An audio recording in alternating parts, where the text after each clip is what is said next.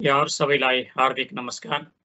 पठन संस्कृति अभियान नामक युट्युब च्यानलमा विभिन्न विषयवस्तुहरू प्रस्तुत गर्दै जाने सन्दर्भमा शिक्षाका कुराको श्रृङ्खला पनि आजदेखि सुरु गर्दैछु र यो श्रृङ्खलाको पहिलो भागका रूपमा खप्तड बाबाद्वारा रचित आत्मज्ञान नामक पुस्तकमा सङ्कलन गरिएका निबन्धहरूमध्ये शिक्षा सम्बन्धी खप्तड बाबाले व्यक्त गर्नुभएको शिक्षामाथि केही विचार शीर्षकको निबन्धमा उल्लेख गरिएका प्रमुख अंशहरूलाई आधार मानेर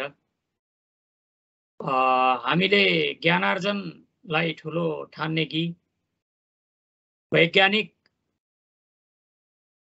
स्वभावको जुन सिर्जना हो त्योमा हामीले जोड दिने भन्ने बारेमा खप्तड बाबाले प्रस्तुत गर्नुभएको कुरालाई यहाँ प्रस्तुत गर्ने अनुमति चाहन्छु। शिक्षामाथि केही विचार। आर्य सभ्यताको अनुसार शिक्षाको मूल उद्देश्य हो यस लोकमा सर्वाङ्गीण विकास अर्थात् शारीरिक, मानसिक, सामपत्तिक र नैतिक अभ्युदय अनि परलोकमा निश्रेयस अर्थात् मोक्ष प्राप्ति। वैदिक ऋषिमुनिहरूका दृष्टिमा त विद्या त्यही हुन्थ्यो जसले हामीलाई अज्ञानको बन्धनबाट मुक्त गरिदिन्छ। सा विद्या या विमुक्तै। गीतामा भगवान श्रीकृष्णले अध्यात्म विद्या विद्यानाम भनेर यस सिद्धान्तलाई समर्थन गर्नुभएको छ। अध्यात्म विद्या विद्यानाम। जहिलेदेखि अनेक प्रकारका विपरीत परिस्थितिमा परेर मोहवश हामीहरूले आफ्नो आश्रम सङ्गत, ब्रह्मचर्य आश्रम, गृहस्थ आश्रम, वानप्रस्थ आश्रम र सन्यास आश्रम जुन आश्रमगत सङ्गत धर्म शिक्षा पद्धतिलाई त्याग्यौं, त्यही बेलादेखि नै हाम्रो आदर्श आर्य संस्कृतिमा विकारहरू आउन थाले र आज यस 21औं शताब्दीको उत्तरार्धमा त यो आर्य संस्कृतिको सुदृढ ढुङ्गा हाम्रै हातबाट नै नष्ट भ्रष्ट हुन लागिरहेको छ। अरूले नष्ट भ्रष्ट गरिरहेका छैनन्।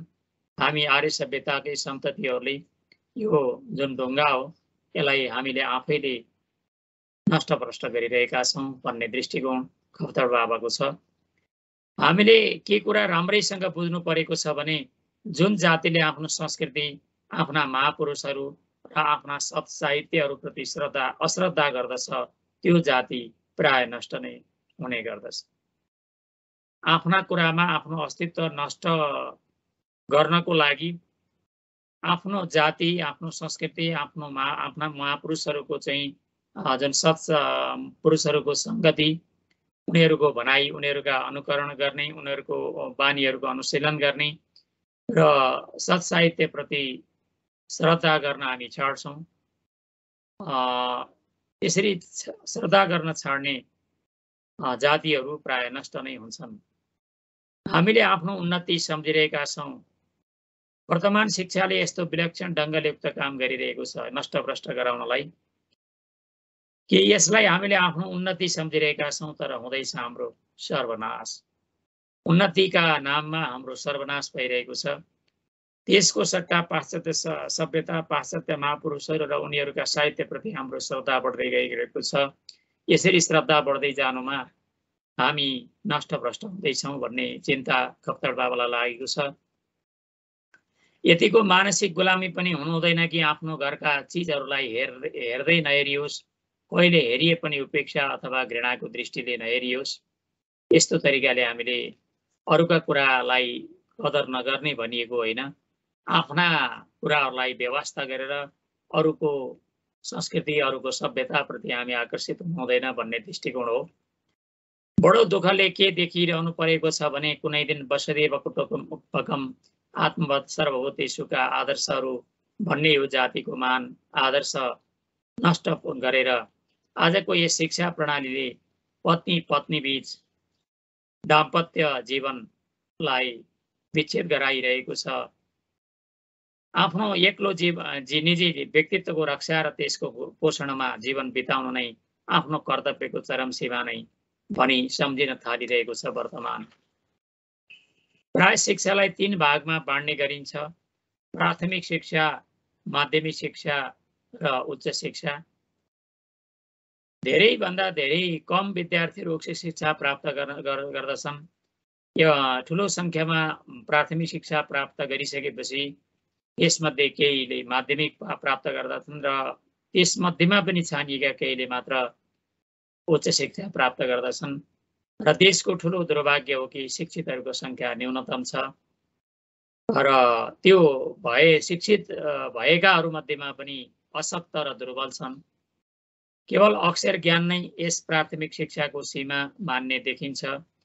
अस्थिर तथा कमजोर जगमा उभिएको जुन माध्यमिक शिक्षा हो त्यसले पनि हामीलाई अर्धशिक्षित विद्यार्थीहरूलाई न त ज्ञानको गरिमा नै आउन भ्याएको हुन्छ, न त अज्ञानताको सरलता नै तिनीहरूमा रहन्छ।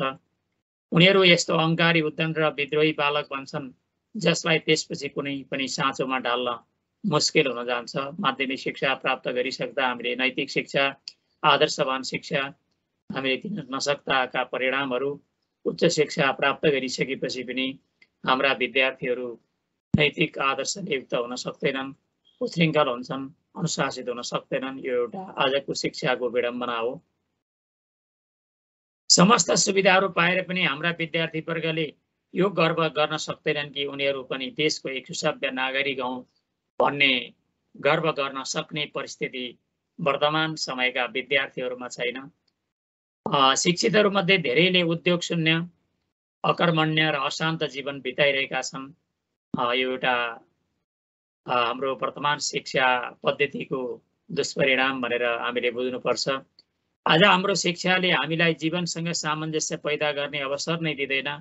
जीवनसँग कसरी सामञ्जस्य गर्ने भन्ने बारेमा आज हामीले सिकेको विद्यालयदेखि महाविद्यालयसम्म, विश्वविद्यालयसम्म सिकेको ज्ञानले हाम्रो जीवनसँग हाम्रो शिक्षाले साक्षात्कार सामञ्जस्य गर्ने प्रयत्न गर्दैन। यो एउटा अत्यन्त विचारणीय विषय हो। शिक्षा हाम्रो स्वार्थपूर्तिका साधन हुँदै गइरहेको छ। हाम्रो स्वार्थपूर्तिका लागि हामी गरिरहेका छौँ। बुद्धिजीवी व्यवसायमा लागिरहेका छौँ। केही पढेर हामी सरकारी पद ओगटिरहेका छौँ। यो मात्रै हाम्रो शिक्षाको उद्देश्य होइन भन्ने यो चिन्ता यहाँनिर चाहिँ उहाँले व्यक्त गर्नुभएको छ। शिक्षालयहरू कुनै पनि देशको अमूल्य सम्पत्ति हुन्छन्, किनभने यसैद्वारा देशलाई उन्नत मस्तिष्क, उच्च विचार, पवित्र भावनाहरूका निधिहरू प्राप्त हुन्छन्। यही नै त्यो ठाउँ हो जहाँ नयाँ पुस्तालाई सर्वप्रथम आत्मज्ञानका सन्देशहरू प्राप्त हुन्छन्। तर यी नै शिक्षालयहरूले आफ्नो मूल उद्देश्यहरू बिर्सिएर ज्ञानका केही निर्धारित पाठ्यक्रमसम्ममा मात्र आफूलाई सीमित पारेर बुद्धिको खुट्टामा नेल हालिदिन्छ भने त्यसबाट समाजको अहित हुनुको अतिरिक्त अरू केही हुन सक्छ र आज यी शिक्षण संस्थाहरू यस्ता व्याख्यानशालाहरू भएका छन् जहाँ विद्यार्थीहरूको मस्तिष्क अर्काले दिएका ज्ञानहरूले लादिएका हुन्छन्। आज यी शिक्षण संस्थाहरू यस्ता व्याख्यानशालाहरू भएका छन् जहाँ विद्यार्थीहरूको मस्तिष्क अर्काले दिएका ज्ञानहरूले लादिएका छन्। विद्यार्थीका सबै बुद्धिहरू र सबै सृजनात्मक शक्ति पुस्तकहरूलाई कण्ठ पार्ने र परीक्षा भवनमा त्यसैलाई ओकल्नमा केन्द्रित भएका छन्। विद्यार्थीहरूका सबै बुद्धिहरू र सबै सृजनात्मक शक्ति पुस्तकहरूलाई कण्ठ पार्ने र परीक्षा भवनमा त्यसैलाई ओकल्नमा केन्द्रित भएका छन्। शिक्षण संस्थाहरूले पनि विद्यार्थीसँग यही आशा राखेका हुन्छन् कि उनीहरूको समस्त क्रियाशीलता परीक्षा भवनसम्म नै सजग रहन्। प्राय शिक्षकहरूले नै त्यस्तै विद्यार्थीलाई मेधावी सम्झन्छन् जसले अर्काबाट प्राप्त ज्ञानहरूले आफ्नो मस्तिष्कलाई धेरैभन्दा धेरै भर्न सकुन्।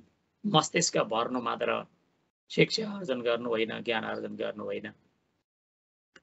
ग्रहण मात्रै गर्न सक्ने शक्तिलाई मानसिक स्तरको कसी मान्ने शिक्षा प्रणालीले पनि वर्षभरि नै अनुत्तरदायी बन्ने निरुद्योगी परिश्रमै नगर्ने विद्यार्थीहरूलाई 3 घण्टाको परीक्षापछि उत्तरदायी पदहरूको निम्ति योग्यताको प्रमाणपत्र दिइन्छ। तर तनको रोगी, मनको दुर्बल यी छात्रहरू जब जीवन क्षेत्रमा प्रवेश गर्दछन् उनीहरूले पहिले त बुद्धि र शक्तिहरूको प्रयोग गर्ने क्षेत्र नै पाउँदैनन् र यदि पाइहाले पनि तिनीहरूको सबै बुद्धि र शक्तिहरू यहाँ कुण्ठित हुन थाल्दछन् र जीवनका ती सबै सुनौला सपनाहरू जो विद्यार्थी जीवनको सम्पत्ति हुन्छन् यी एक एक गरी खण्डित भइजान्छन्। त्यसपछि एउटा घोर निराशा, आफैप्रति गहिरो अविश्वासका भावनाहरूले तिनीहरूको जीवनलाई यति विशृङ्खल बनाइदिन्छ कि उनीहरूको जीवन उनीहरू आफ्नाको निम्ति मात्र होइन कि उनीहरूको निम्ति पनि भार भइदिन्छ।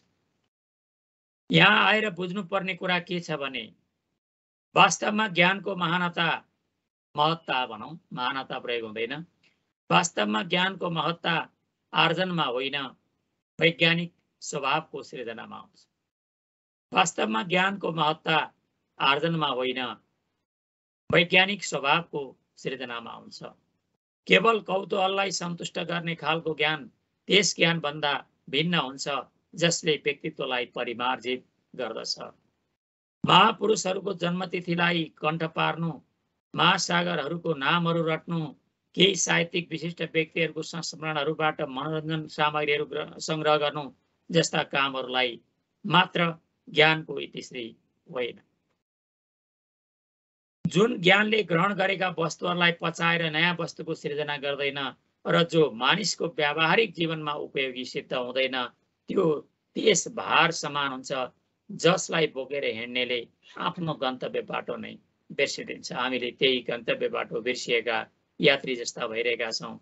ज्ञान ग्रहण गरेको कुरालाई हामीले पचाएर नयाँ वस्तुको सृजना गर्न सकिरहेका छैनौँ र व्यावहारिक जीवनमा त्यसको ज्ञानको उपयोग सिद्ध हुन सकिरहेको छैन भने त्यो एक केवल भार समान हुन्छ जसलाई बोकेर हिँड्ने व्यक्तिहरू गन्तव्यमा पुग्न सक्दैनन्, बाटो बिर्सिदिन्छन्। आज हाम्रो शिक्षा पनि जीवनका लागि यस्तै भार बन्न पुगेको छ जसलाई बोकेर हिँड्न मानिसहरू प्राय असमर्थ भइरहेका छन्। यस्तो शिक्षा पाएर कुनै कार्यालयमा जागिर खानुभन्दा अरू उपाय नै रहँदैन। जागिरी विद्या मात्रै भएको छ। जागिर खानको लागि प्रमाणपत्र मात्रै उपलब्ध भएको छ। जीवन धान्नका लागि हाम्रो ज्ञानले हामीलाई उपयोग गर्नबाट वञ्चित गरिरहेको छ। अफिसरहरूको अगाडि कलङ्क बन्नको निम्ति मानिसहरूले आफ्नो मधुर जीवनको 20-25 वर्ष अध्ययनमा लगाउँछन् र फेरि अध्ययन समाप्त गरेपछि प्राप्त मेचलाई रक्षा गर्दै बाँकी जीवन बिताइदिन्छन्। कसरी हामीले सरकारी पद प्राप्त गर्ने, सरकारी घुम्ने कुर्सी प्राप्त गर्ने र प्राप्त गरिसकेपछि त्यो कुर्सीलाई कसरी जोगाउने भन्दै हाम्रो जीवन सिद्धिन्छ। शिक्षा आर्थिक समस्याहरू समाधानका निम्ति साधन हुन सक्छ, तर त्यो साधन मात्र हो, साध्य होइन। उसको साध्य हो व्यक्तित्व निर्माण। यदि शिक्षाले व्यक्तित्वको विकासमा सहायक नभएर केवल उसको एक अंशलाई मात्र पूरा गर्छ भने त अवश्य नै त्यो शिक्षा अधुरो मानिन्छ। हामीले त्यही अधुरो शिक्षा लिइरहेका छौँ। हामीले व्यक्तित्वको निर्माण गर्न सकिरहेका छैनौँ। हामीले केवल जागिरी प्रमाणपत्र लिन मात्रै विश्वविद्यालय धाइरहेका छौँ, विद्यालय धाइरहेका छौँ र ज्ञानको बहानामा हामीले 20-25 वर्ष बिताइरहेका छौँ अमूल्य जीवन, र त्यसपछिको हाम्रो बाँकी जीवन हामीले प्राप्त गर्ने कुर्सी मेचलाई बचाउँदै हाम्रो जीवन सिद्धिरहेको छ। त्यस कारणले गर्दा आजको हाम्रो ज्ञानको जुन आर्जन हो, ज्ञान आर्जन हामीले किन गरिरहेका छौँ भन्ने बारेमा हामीले सोच्नुपर्छ र वैज्ञानिक स्वभावको सृजना चाहिँ गर्न सक्ने क्षमता हाम्रो ज्ञानले दिन सक्नुपर्छ भन्ने दृष्टिकोण यस आलेखका यी अंशहरूमा आएको देखिन्छ। निश्चय नै हामीले आफ्नो ज्ञानलाई वैज्ञानिक स्वभावको सृजनामा प्रेरित गर्न सकौँ र केवल ज्ञान आर्जन, केवल भारी बोक्ने र गन्तव्यमा पुग्न नसक्ने त्यस्तो स्थितिको भारी बोकेर हामीले आफ्नो जीवनलाई बर्बाद नगरौँ भन्ने सन्देशका साथ आजको यो पहिलो श्रृङ्खलाबाट पुनः भेट्ने बाचासहित बिदा चाहन्छु। धन्यवाद। नमस्कार।